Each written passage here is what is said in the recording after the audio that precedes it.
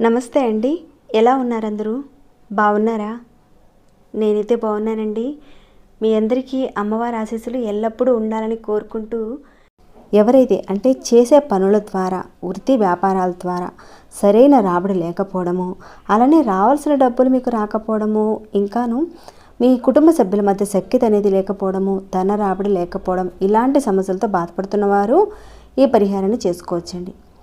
ఈ పరిహారాన్ని చేసుకోవడం వల్ల మీకు డబ్బు నిలబడుతుంది. మీ చేతిలో డబ్బు ఎప్పుడూ ఉండడానికి అవకాశం ఉంటుంది. మరి ఈ పరిహారాన్ని ఎవరు చేసుకోవాలనేది తెలుసుకున్నాం కదండి. ఈ పరిహారాన్ని అయితే ఆడవారైనా మగవారైనా చేసుకోవచ్చు. కానీ ఈ పరిహారం చేసేటప్పుడు ఆహార నియమ నిబంధనలు అంటూ ఏమీ లేవండి. చక్కగా అన్నీ తీసుకొని పరిహారాన్ని చేసుకోవచ్చు. పరిహారాన్ని చేసేటప్పుడు మాత్రం మీరు కంపల్సరీగా స్నానం చేసే పరిహారాన్ని చేయాలి. మరి ఏ విధంగా చేయాలనేది చెప్తానండి. ముందైతే ఒక చిన్న రిక్వెస్ట్ అండి, మీ అందరికీ మన ఛానల్లో ఉన్న వీడియోస్ని చూస్తున్నారు కానీ లైక్స్ అనేటివి చేయటం లేదు కదండి. లైక్స్ వల్లే మన ఛానల్ అనేది ముందుకు వెళ్తుందండి.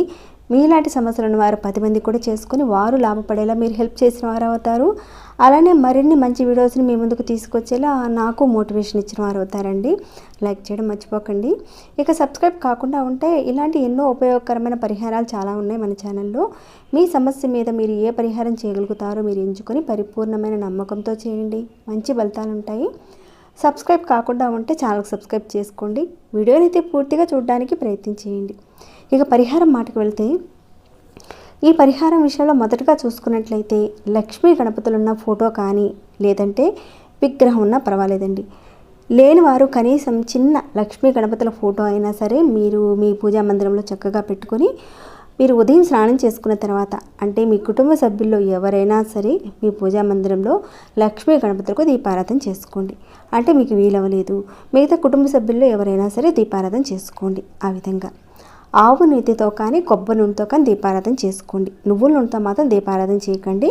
చెప్పుకున్న ఈ రెండింటిలో నుంచి ఏదైనా సరే మీరు దీపారాధనకు వాడుకోవచ్చు. దీపారాధన చేసిన తర్వాత మీకు మంత్రం వస్తే చదవండి, లేదా గణపతి అష్టోత్తరము అలానే లక్ష్మీ అష్టోత్తరాన్ని చదవండి. తర్వాత మీ మనసులో ఈ విధంగా అనుకోవాలి, నాకు త్వరితగతిన నాకు రావాల్సిన డబ్బులు నాకు రావాలి, అలానే నా చేతిలో డబ్బులు నిలవాలి అని మనస్ఫూర్తిగా కోరుకోండి. సరే, ఇక రెండో విషయానికి వద్దామండి.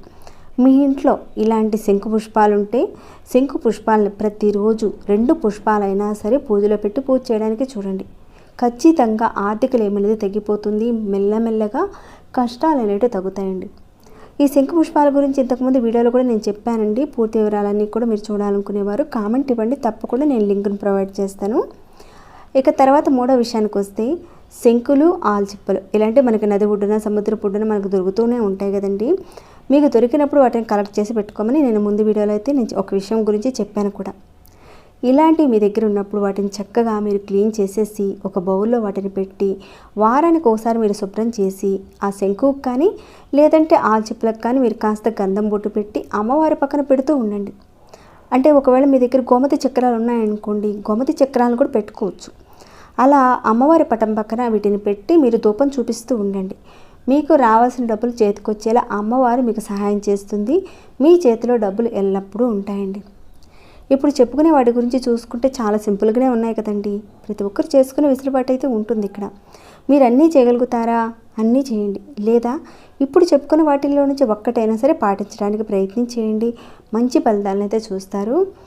ఇక తర్వాత 4వ విషయానికి వస్తే, ఇక్కడ ఈ పరిహారం భాగంలో మన పోపుల డబ్బాలో ఉన్న వాటితోనే చేసుకోవచ్చు. మీరు ఒక లవంగం తీసుకోండి, ఒక యాలక తీసుకోండి.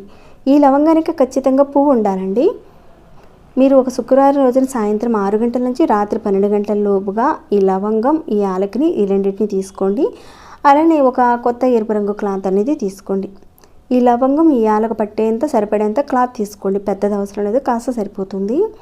మీరు శుక్రవారం రోజున స్నానాద కార్యక్రమాలన్నీ కూడా ముగించుకున్న తర్వాత మీ పూజా మందిరంలో చక్కగా కూర్చొని సాయంత్రం 6 గంటల నుంచి 12 గంటల లోపుగా వీటిని చక్కగా మూటగా కట్టేయండి. అంటే ఈ విధానాన్ని ఆడవారైనా మగవారైనా చేయొచ్చు. అలా మూటగా కట్టిన తర్వాత లక్ష్మీ గణపతుల యొక్క పటం ముందు మీరు పెట్టిన తర్వాత మీరు చక్కగా దీపారాధన చేసుకొని ధనానికి సంబంధించిన ఏవైతే కోరికలు ఉన్నాయో అవన్నీ కూడా కోరుకోండి. మనస్ఫూర్తిగా పరిపూర్ణమైన మనసుతో ఆ విధంగా మూటను పెట్టి లక్ష్మీ గణపతులను వేడుకోండి. అయితే ఈ మూటను కట్టేదంతా కూడా మీరు ఎవరికీ కూడా చెప్పకుండా చేయాలి. తర్వాత ఈ మూటకి దీపం, ధూపం, అలానే నైవేద్యం అంటే లక్ష్మీ గణపతులు పెడతారు కదండి, ఈ మూటకి కూడా చూపించండి. ఈ విధంగా పూజ చేసిన తర్వాత ఈ మూటని రాత్రి 12 గంటల లోపుగా మీ ఇంట్లో ఉన్న కుటుంబ సభ్యులు ఎవరికీ కూడా తెలియకుండా మీ బీరువాలో కానీ లేదంటే దేవుడు పటాల వెనకాల కానీ పెట్టేయండి. మీరు పూజ చేసే విధానాన్ని కుటుంబ సభ్యులకు తెలిసినా పర్వాలేదండి, ఆ విధానం తెలిసినా పర్వాలేదు, కానీ ఈ మూటను తయారు చేసి ఇదంతా కూడా ఉంది కదండి, అది మాత్రం కుటుంబ సభ్యులందరికీ కూడా తెలియకుండా చేయాలి.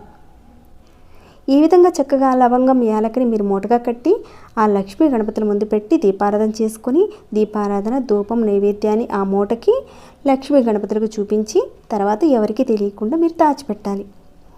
ఈ విధంగా దాచిన తర్వాత ఎప్పుడు తీయాలంటే నెక్స్ట్ వచ్చే శుక్రవారం రోజున ఈ మూటను తీసేసి పక్కన తీసి పెట్టుకోండి.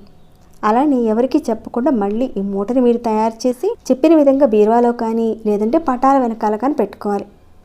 ఈ తీసిన ఈ మూటని మీరు రెండవ రోజున ఏదైనా ఒక చెట్టు మొదట్లో పెట్టేయండి. అంటే మీరు ఈ శుక్రవారం ఈ మూటని పెట్టారు, నెక్స్ట్ వచ్చే శుక్రవారం రోజున ఈ మూటని పక్కకు తీసి పెట్టి తర్వాత శనివారం రోజున తీసి ఏదైనా చెట్టు మొదట్లో పెట్టేయాలి, లేదంటే పారే నీటిలో కూడా వేసేయించండి. ఈ విధంగా మీరు ప్రతి శుక్రవారం చేస్తూ ఉండండి. ధనానికి సంబంధించిన ఇబ్బందులు ఏవైతే ఎదుర్కొంటున్నారో మీరు వాటి నుంచి మీరు బయటపడడానికి మార్గాలు తెలుస్తాయి.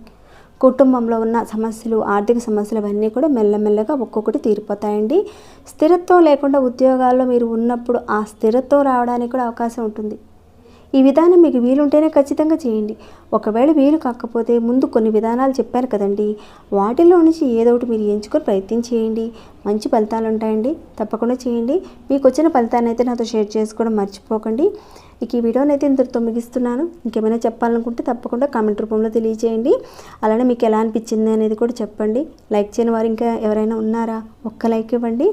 సబ్స్క్రైబ్ కాని వారు ఉంటే మన ఛానల్ సబ్స్క్రైబ్ చేసుకొని ప్రతిరోజు మన ఛానల్ నుంచి వచ్చే వీడియోస్ని వాచ్ చేయండి. మరొక భక్తి వీడియోలో మళ్ళీ మిమ్మల్ని కలుసుకుంటాను. అంతవరకు సెలవు.